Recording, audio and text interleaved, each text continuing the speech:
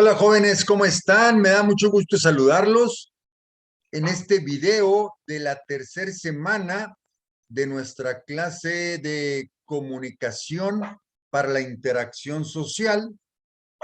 Vamos del CONALEP Monclova. Voy a compartir un archivo que me sirva de guía para esta presentación. Aquí lo tenemos y también voy a poner un apuntador láser.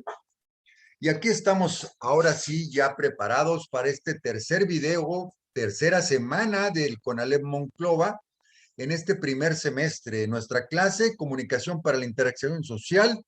Soy Raúl Campos y esta materia que tiene un temario general es proporcionado por el CONALEP a nivel central en la Ciudad de México, así como también por el CONALEP Coahuila. Aquí podemos ver nuestro temario general, que ya estamos avanzando en nuestra flecha, donde vamos ya en la tercera semana. Recordemos que son 3 unidades del temario general que están distribuidas en las 18 semanas, tal como nos lo marca nuestro temario del CONALEP. Y como temario de la semana número 3, vamos a ver el punto 1.2, que es identificar las categorías gramaticales y el uso en las redacciones de texto de manera colaborativa, considerando las reglas de organización textual que le dan sentido a un texto. Y ese 1.2 lo estamos dividiendo en dos viñetas, una de ellas que se llama identificación de la estructura de los textos, que ese va a ser la primera parte de este video, así como la segunda viñeta, que es el uso de las clases de palabras en textos específicos. Estos dos viñetas son las que vamos a abordar durante esta sesión. Vamos a empezar con la primera, que es identificación de la estructura de textos. Aquí nos viene a la idea diferentes palabras clave que vamos a ir viendo detalladamente en cada uno de los capítulos. Es la primera palabra que hemos escuchado frecuentemente es introducción. El segunda palabra importante es desarrollo. Y la tercera palabra importante es citas textuales y conclusión. Citas textuales y conclusión. Entonces, esas 4 palabras, esas 4 partes de la estructura de los textos son los que veremos a continuación. Empecemos por ¿qué es introducción? ¿Qué es introducción? Es la primera parte de un texto y es en la que se presenta el tema central del texto y cuál es su objetivo. ¿Qué ideas clave nos vienen a la mente cuando hablemos del tema central del texto? Bueno, ¿de qué voy a hablar? Tenemos que ubicarnos como personas que estamos haciendo un texto, como personas que estamos haciendo una introducción. ¿De qué vamos a hablar? Vamos a hablar de la pandemia, o vamos a hablar de la juventud, o vamos a hablar del bachillerato, o vamos a hablar de los deportes, o vamos a hablar de cocina. Tenemos que definir de qué queremos hablar. Y de qué queremos hablar es parte importante de la introducción. Seguimos. ¿Con qué objetivo escribo este texto? Voy a suponer que quiero hablar de la juventud. ¿Con qué objetivo escribo este texto? ¿Escribo para concientizarlos? ¿Escribo para evitar que caigan en adicciones? ¿O escribo para su salud mental durante la pandemia? ¿O escribo para invitarlos a que hagan deportes? Bueno, pues dígame para qué escribo. Ya sé que voy a hablar de la juventud, pero díganme cuál es el objetivo, o díganmelo, o déjame definirlo yo mismo porque yo soy el que voy a diseñar el texto. Bueno, pues estas dos preguntas importantes sobre qué voy a hablar y sobre qué objetivo persigo con este texto son dos de las primeras partes importantes de la introducción. Seguimos. ¿Cómo analizas o trabajas la información? Vamos a bajarla de Google, vamos a consultar libros, vamos a dar opinión general, vamos a documentarnos lo que ocurre en el mundo. O sea, ¿de dónde? Vamos a definir las cosas. Esa es la parte central de la introducción. Y la siguiente es, ¿cómo se organizará mi texto? ¿Cómo lo voy a organizar? ¿Va a ser de 2 hojas? ¿O va a ser de 10 hojas? ¿O va a ser un libro? ¿O va a ser un artículo científico? ¿O va a ser un texto informativo? ¿Qué es? ¿Cómo lo vamos a estructurar? Esas son las partes importantes que debemos definir dentro de la introducción. Bueno, ya habiendo definido toda de qué voy a hablar, de qué objetivo estoy siguiendo, de cómo lo voy a analizar y cómo lo voy a organizar, pues ya tenemos listo lo que es la introducción de este texto. Vamos a pasar a la siguiente etapa.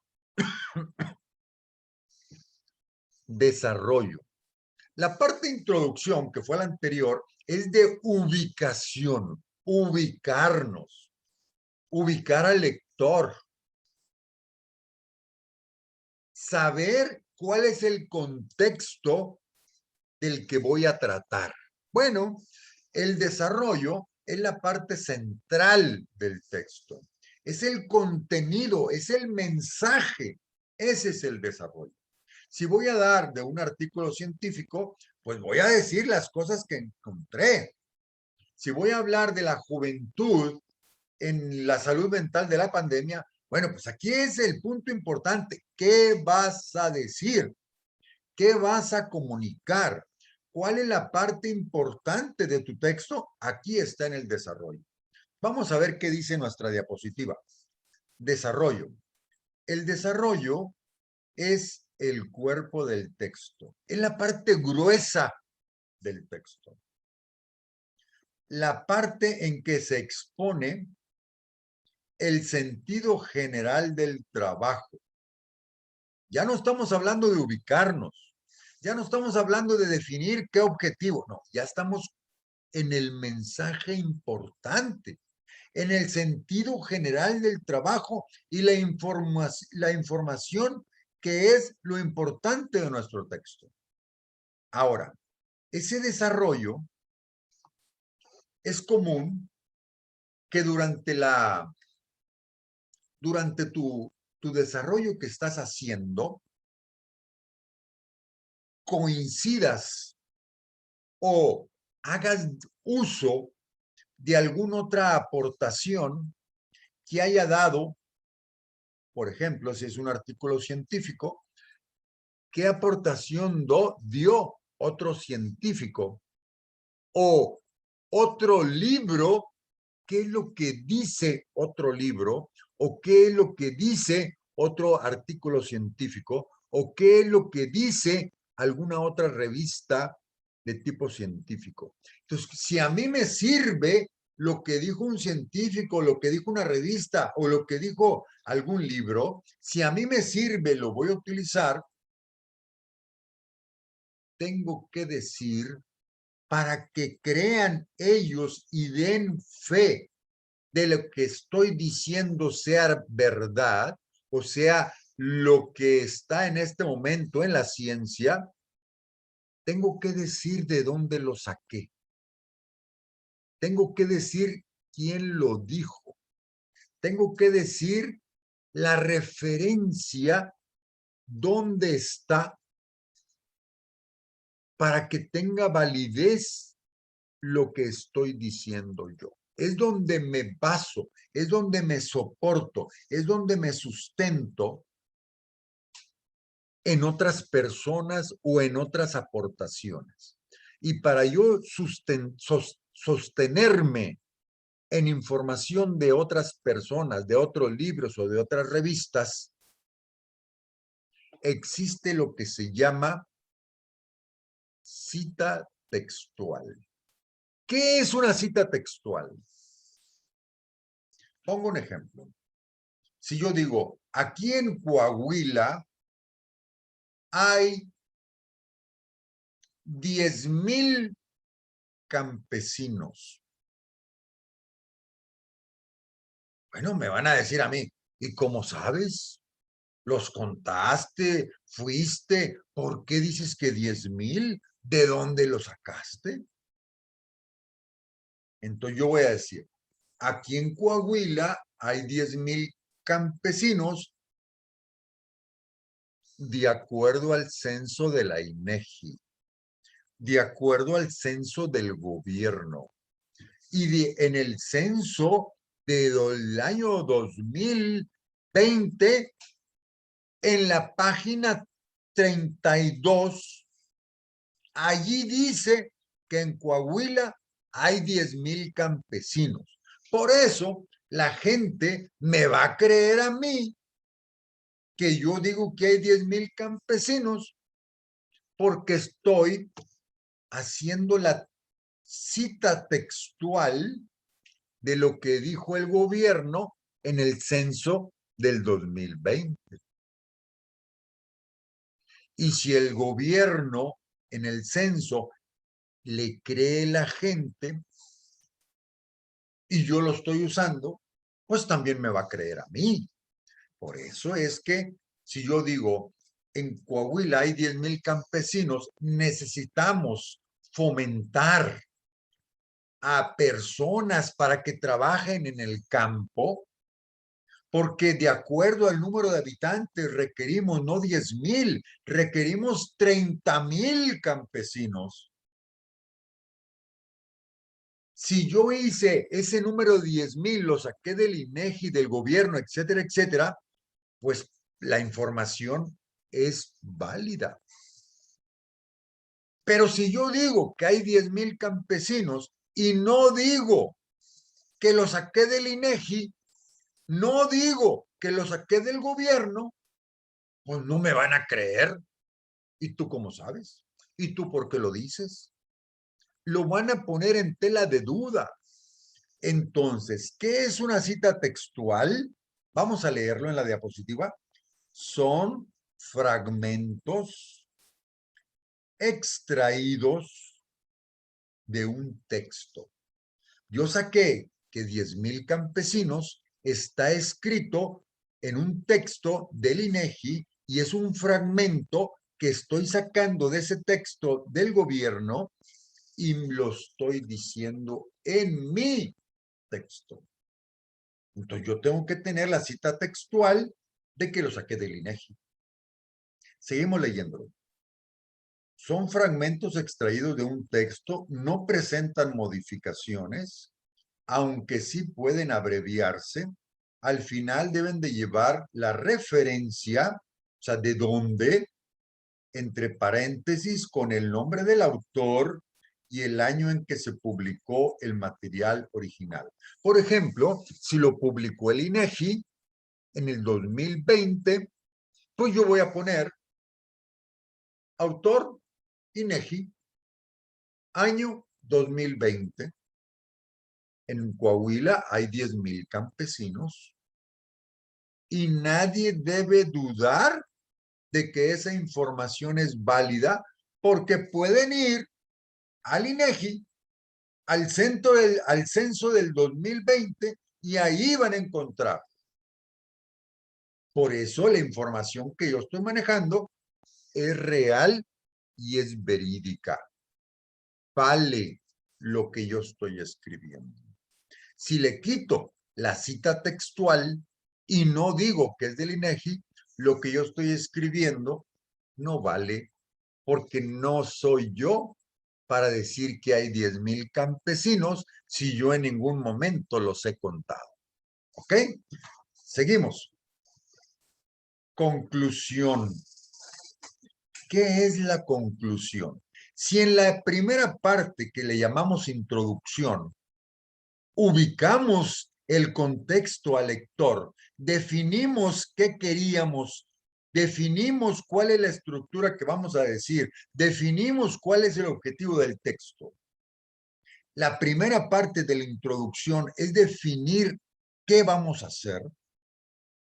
Y si la segunda parte, que se llama desarrollo, ahí estamos comunicando, estamos dando cifra, estamos dando resultados, estamos dando métodos, estamos dando medidas, estamos haciendo una serie de un proceso que estamos nosotros comunicando a los demás. La tercera etapa se llama conclusión. Y si yo digo que hay 10,000 campesinos en Coahuila y digo que en el desarrollo, digo que de acuerdo a la población que hay en Coahuila, deberíamos de tener 30,000 campesinos. Si tenemos la necesidad de 20,000 campesinos más, ¿cuál es la conclusión? La conclusión es decir, necesitamos más campesinos. Necesitamos más personas que labren la tierra. Necesitamos más personas que cultiven. Y también necesitamos, probablemente diga el texto, apoyos del gobierno, maquinaria, tierras, apoyos económicos, capacitación, todo esto que requiere para nosotros tener el número de campesinos que corresponde a los habitantes de Coahuila. Todo eso, esa es la conclusión de nuestro escrito. Estamos teniendo como objetivo lograr que más personas trabajen en el campo. Vamos a ver qué dice la diapositiva. Dice, el cierre o parte final de un texto se da en las conclusiones. Ya ubicamos al lector en la introducción. Ya dijimos el desarrollo, todo lo que íbamos a informar. En la tercera parte, que es la conclusión, es el cierre del texto. Es la parte contundente de lo que queremos lograr. Necesitamos más personas. Necesitamos 20,000 personas que se dediquen al campo. Por lo tanto, necesitamos maquinaria, capacitación, tierra, incentivos, todo eso. Aquí viene la conclusión. Debido a que presentan las inferencias que realizamos durante la investigación, ya sea que prueben o no lo que queríamos demostrar. Si yo digo que hay 10,000 y necesitamos 30, pues yo digo, estoy demostrando que necesitamos 20. Por lo que esta, o sea, la conclusión, es un reflejo de lo que afirmamos en la introducción. Recordemos que en esa primera parte se expone el objetivo de la investigación, lo cual debe de concordar con los resultados predichos. Entonces, en el objetivo de la investigación era demostrar que se requiere más personas que trabajen el campo. En la introducción, vamos a decirle al lector que queremos analizar la situación de cuántas personas están dedicados a trabajar en el campo y cuántas son las que nos faltan para llegar a una producción del campo adecuada para el estado de Coahuila. Ese es un ejemplo solamente. Segunda viñeta. Para poder redactar la conclusión de un trabajo, se sugiere redactar una síntesis, un extracto, algo pequeño de lo explicado o dicho. No se trata de repetir lo que ya se había mencionado, sino de recapitular los aspectos más relevantes. Ya dijimos muchas cosas en la introducción, dijimos muchas cosas en el desarrollo. En la conclusión vamos a repetir de manera sintética, de manera pequeña, de manera contundente, en la conclusión, lo que queremos lograr. Seguimos. ¿Qué son las citas textuales? Hablábamos de las citas textuales, lo que decíamos que están dentro del desarrollo. Bueno, vamos a profundizar un poquito más. Un ejemplo también. Dice, las citas textuales son fragmentos extraídos de un texto, no presentan modificaciones, aunque sí pueden abreviarse. Al final se debe llevar la referencia entre paréntesis con el nombre del autor y el año en que se publicó el material original. Y aquí tenemos un ejemplo. Aquí Hernández, que es el apellido del autor, en el 2010 sacó esta publicación y fue Romero, otro autor, en el 2012 habla de la misma información. Dice, las investigaciones realizadas en el campo de la economía política, sociología, antropología, psicología social y otras disciplinas permiten estructurar sistemas teóricos, diseñar mejores métodos y afirmar técnicas para el análisis de los problemas nacionales. Él está diciendo que la antropología, la psicología social y otras disciplinas permiten analizar los problemas nacionales. Si yo hago referencia a ese texto y pongo que esos autores lo dijeron, no deben de dudar de que yo también lo esté diciendo dentro de mi desarrollo. Probablemente mi texto vaya en ese sentido, por eso voy a utilizar esa información dentro del desarrollo de mi texto. Vamos a seguir.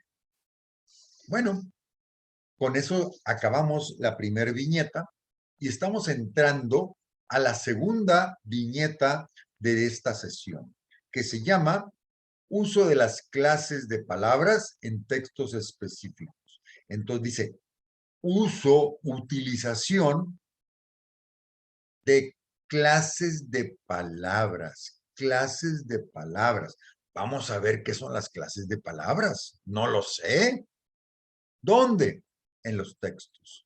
Entonces, hay clases de palabras. ¿Cuáles son las clases de palabras? Aquí están a manera de lluvia.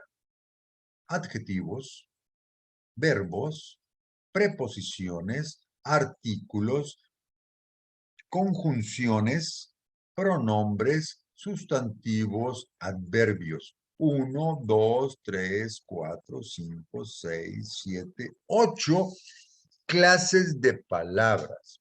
Vamos a ver qué son los verbos, vamos a ver qué son los artículos, vamos a ver qué son los sustantivos y cómo nos pueden ayudar cuando hagamos un texto. Vamos a empezar por el primero. Sustantivos. ¿Para qué sirven los sustantivos? Para nombrar personas, para nombrar animales, para nombrar cosas o para nombrar lugares. Por ejemplo, si yo digo niños, es un sustantivo porque estoy nombrando personas. Si digo Luis, es un sustantivo porque estoy nombrando personas. Si yo digo bombero, es un sustantivo porque estoy nombrando personas. Si yo voy a nombrar cosas y digo avión o lápiz o regalos, son sustantivos de cosas. Si yo digo vaca, caballo, hormiga, son sustantivos de animales. Ahora, puede haber también de lugares como playa, París, frutería, farmacia, banco, son lugares. Y también son sustantivos porque estamos nombrando personas, animales, cosas o lugares. Esos son los sustantivos. Si yo digo Luis, es un sustantivo de persona. Vamos a seguir con el siguiente. Adjetivos. El adjetivo califica. Califica.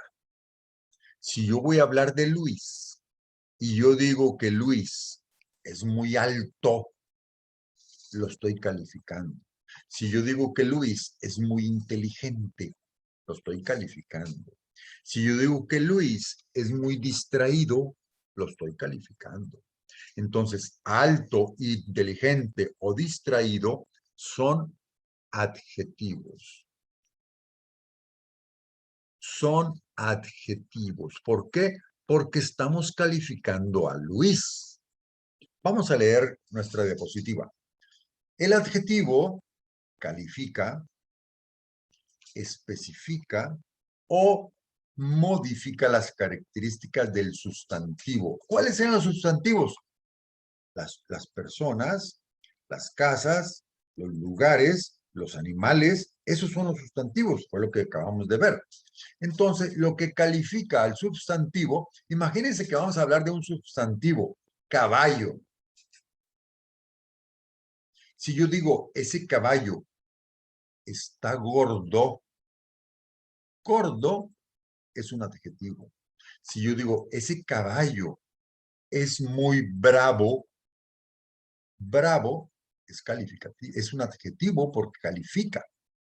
Si yo digo, ese caballo es muy caro, caro es un adjetivo. Si yo hablo de Luis y digo, Luis es muy trabajador, es muy cómico, aquí lo tenemos, es muy trabajador, es muy cómico, es muy simpático, es muy divertido, es muy agradable. Todas esas palabras están calificando cómo es Luis. Y esas palabras que califican cómo es Luis son adjetivos. Seguimos con la próxima. Pronombres. Los pronombres tienen la función de sustituir al sustantivo. Si yo tengo una palabra para no decir caballo o no decir Luis, son los pronombres. Sustituyen al sustantivo con la intención de no ser redundantes, que es la repetición de sonidos en las palabras. Se clasifican en personales, sustituyen al sustantivo como yo, nosotros, tú, si son personas. Si son objeto es la, los, les, le.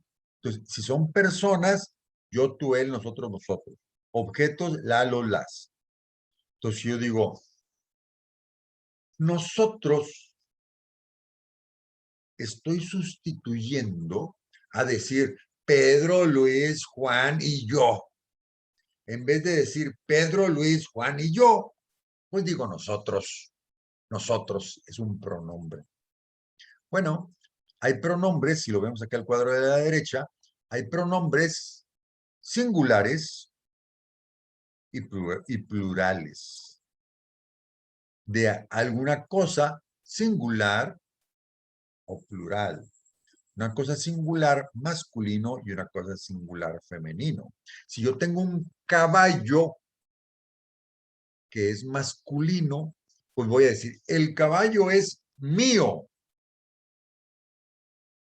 Y si tengo una yegua que es una hembra del caballo, una yegua, voy a decir, la yegua es mía. ¿Por qué? Porque la yegua es hembra y es femenino. Si yo digo el caballo, que es masculino, digo el caballo es mío y la yegua es mía. Por eso se distingue lo masculino del femenino. Ahora, si son en plural, yo digo, esos caballos son míos. Esos caballos son míos. Esas yeguas son mías. Eso es en femenino y en plural. ¿Por qué? Porque eran varias yeguas. Vamos a seguir. Pronombres. Pronombres. ¿Qué es un pronombre? El pronombre indica cantidad. Puede haber cardinales, ordinales, fraccionarios, multiplicativos, pero los pronombres que reflejan cantidad se llaman numerales. 1, 2, 3, 4, primero, segundo, tercero, cuarto, la mitad, el doble, la cuarta parte, el triple. Ahora multiplicativos, el doble, el triple, el cuádruple. Ahora, esos son los numerales. Todo eso, 1, 2, 3, primero, segundo, tercero, hablan siempre de números, de cantidades. Mitad, cuarto, doble. Todo eso hablan de cantidades, de números. Se llaman pronombres numerales. Y hay también demostrativos, pronombres demostrativos. Señala la proximidad o lejanía. Por ejemplo, este o esa. Esta o aquella. Este está cerca. Esa está lejos. Este está cerca de mí. Aquella está lejos de mí. Por eso son demostrativos. Yo digo, este estoy demostrando o aquella estoy demostrando. Vamos a seguir. Pronombres son esos. Artículos. ¿Qué son los artículos? Los artículos son considerados determinantes que nos ayudan a expresar si hablamos de un objeto específico o de uno en general. Fíjense, si hablamos de uno específico, alguno en particular o de alguno en general, sin especificar cuál. Vamos a ver cómo sería esto. Dice, los artículos son considerados determinantes que nos ayudan a expresar si hablamos de un objeto específico o uno en general. Los primeros, los específicos, se denominan determinados. Y los segundos, los generales, se denominan indeterminados. Ahorita les digo por qué. Determinados. Ejemplos. Yo puedo decir, él, la, los, las. Y, por ejemplo, digo yo, nunca devolví el libro. Es un libro específico. Es el que yo tengo. Es el que saqué de la biblioteca. Ese libro es del que estoy hablando. En cambio, algo indeterminado diría, los libros son buenos para aprender. Los libros.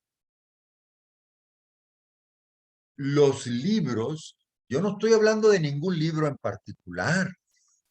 En cambio, el que saqué de la biblioteca, el libro que saqué, ya sé, hay uno, que es el que yo tengo, el libro que yo tengo.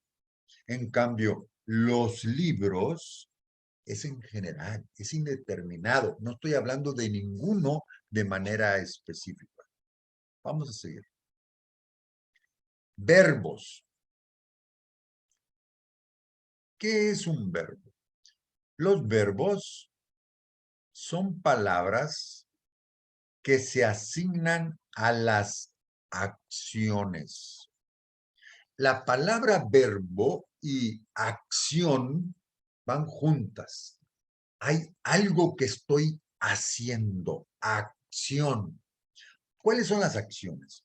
Correr, nadar, platicar, dibujar. Son verbos. Ahora, esos verbos que definen acciones, vamos a decir, son todos aquellos términos que empleamos para referirnos a lo que hacemos. Además, encontramos que los verbos pueden expresarnos de diferentes maneras. Por ejemplo, modos verbales: indicativo, subjuntivo, imperativo. Son tres diferentes modos verbales. El indicativo es cuando se habla de acciones concretos. El subjuntivo es cuando se habla de acciones posibles o deseos. Indicativo. Voy a poner un ejemplo indicativo. Yo voy de vacaciones. Yo voy de vacaciones. En este instante, yo voy de vacaciones. Un subjuntivo son deseos. A mí me gustaría ir de vacaciones. Yo deseo ir de vacaciones. Son acciones que no están en ese momento, están en mi cabeza que yo quiero hacer. En cambio, los primeros, los indicativos es yo voy, en ese momento estoy haciendo esa acción.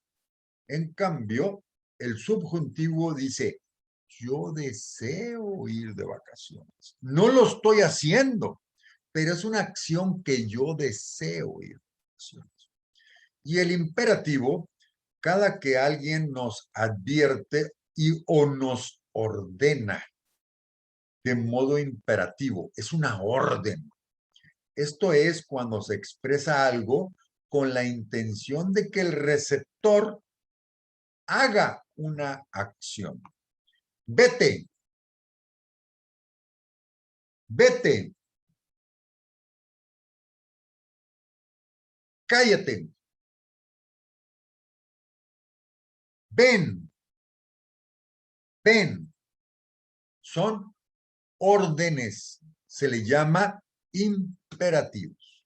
Aquí hay algunos ejemplos y están conjugados como poner, seguir, ver. Están conjugados. Ver, el verbo ver es yo veo, tú ves, él ve, nosotros vemos. Entonces están conjugados, pero son verbos. Seguimos.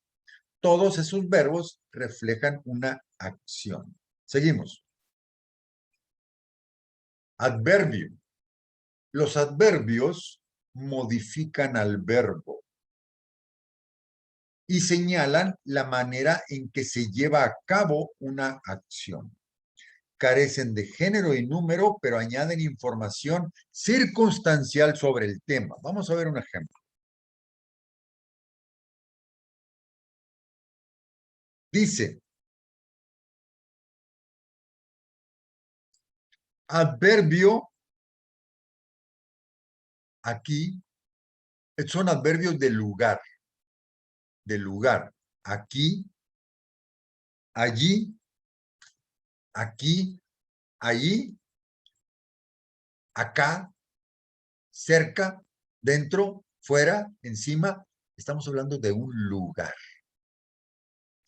Al principio, al final, a la cabeza, por fuera, hacia arriba, de frente. Todo eso son lugares. ¿De qué? De donde estamos haciendo el verbo, donde está ocurriendo el verbo. Hay adverbios de clase. Hoy, ayer, mañana, tarde, pronto, temprano. Hay adverbios de modo, bien, mal, aprisa, despacio. Adverbios de cantidad, poco, mucho, bastante, demasiado. Adverbios de afirmación y negación. Sí, es cierto, nunca, jamás. De duda, quizás, es posiblemente, ojalá. Vamos a seguir. Proposición. Preposición. Preposición.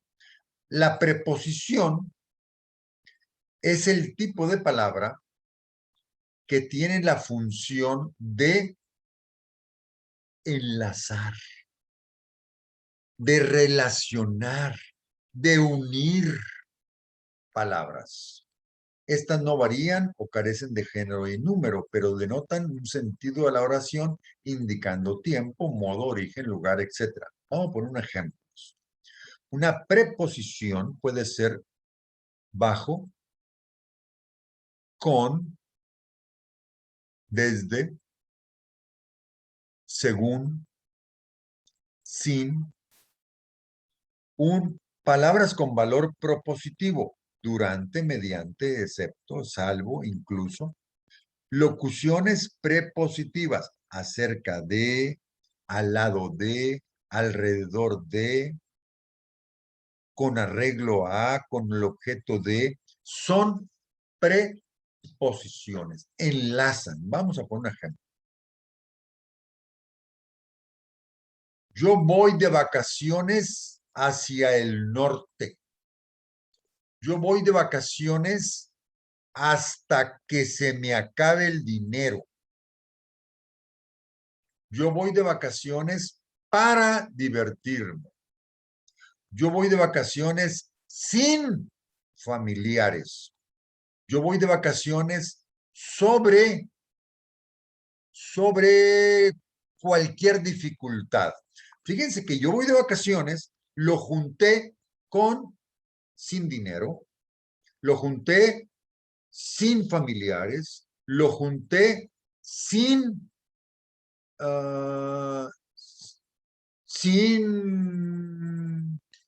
sin preocuparme. Ir de vacaciones se está juntando con otra a través de una preposición, que esa preposición enlaza, enlaza. Seguimos. Conjunción. Conjunción. Las conjunciones, por su parte, son palabras que por sí misma carecen de sentido, por lo que deben estar siempre acompañadas. Se emplean como nexos en oraciones y pueden expresar adición, o sea, suma. En la siguiente tabla se encuentra su clasificación y sus subcategorías, conjunciones. Por ejemplo, y, ni. Yo tomo mucho y ni me importa. Yo juego basquetbol y béisbol.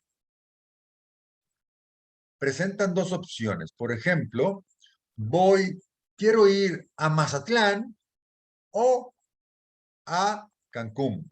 O Mazatlán o Cancún. Tengo dos opciones, Mazatlán o Cancún.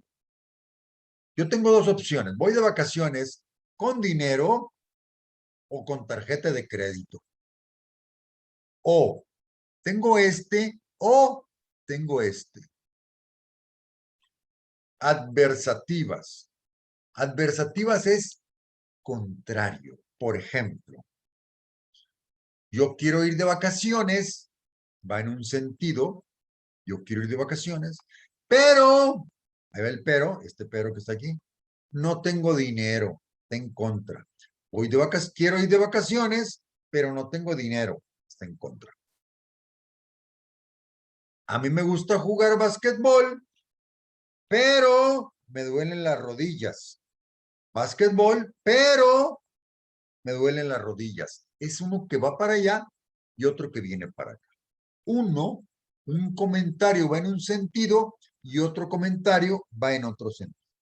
¿Qué pasaría si van los dos en el mismo sentido? Diríamos con la y. Me gusta mucho jugar básquetbol y me divierto mucho. Van en el mismo sentido. Me gusta ir de vacaciones y me gusta mucho a la playa. Algo va para allá y también va para allá. Y el pero va algo para allá y este viene en contra para acá. Me gusta ir de vacaciones, pero no me dan permiso en el trabajo. Distributivas, unen dos elementos. Bien, explicativas, es decir, esto es, pongo un ejemplo. Me gusta mucho ir a Kuwait. Es decir, ahora voy a explicar. Es decir, el Medio Oriente. Voy a decir una palabra, una ciudad que no todo el mundo conoce, por eso tengo que explicarla. Me gusta mucho ir a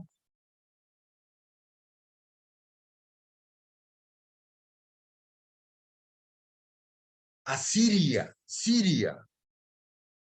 Muchas personas no saben dónde está Siria. Me gusta ir mucho a Siria, entonces tengo que explicar. Porque están los... es decir, me gustan los musulmanes. Me gusta ir a Siria, es decir, los musulmanes. Es decir, es para explicar porque algunas personas, creo yo, que no saben dónde está Siria. Y con eso terminamos toda la parte teórica, toda la parte de nuestra sesión, para concluir con la actividad número 3. La actividad número 3 consta de 2 puntos. 1.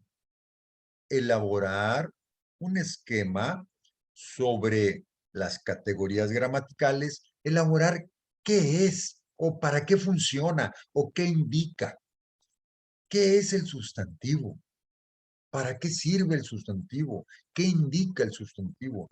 ¿Qué es el adjetivo? ¿Para qué sirve el adjetivo? ¿Qué es el pronombre? ¿Qué es el artículo? ¿Qué es el verbo? ¿Qué es el adverbio? ¿Qué es la preposición? ¿Qué es la conjunción? Saquen un esquema, saquen un cuadro, saquen un comparativo de todos estos categorías gramaticales, díganme qué es, cómo se usa, para qué sirve, y con eso damos por cubierto el punto número 1. Ahora viene un punto número 2. Identificar las clases de palabras. ¿Cuáles son las clases de palabras? Aquí está, miren. Artículo, sustantivo, adjetivo, verbo, adverbio. Dice, identificar las clases de palabras en la canción, en una canción. Luz de día. Esta canción, la letra de la canción, hay que buscar los artículos, los sustantivos, los adjetivos, los verbos y los adverbios. Los artículos los subrayan con rosa, perdón, con amarillo.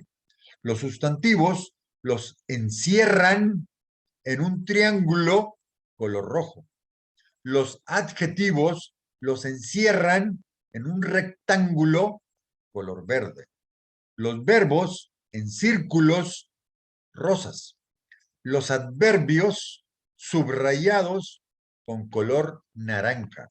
Ahora, esa canción, Luz del Día, Luz de Día, Luz de Día, la cantan los enanitos verdes, Luz de Día, pues ustedes la buscan, pero para yo facilitarles el trabajo, aquí está la canción, Luz de Día, de Enanitos Verdes. Aquí está el texto, que es lo que ustedes necesitan.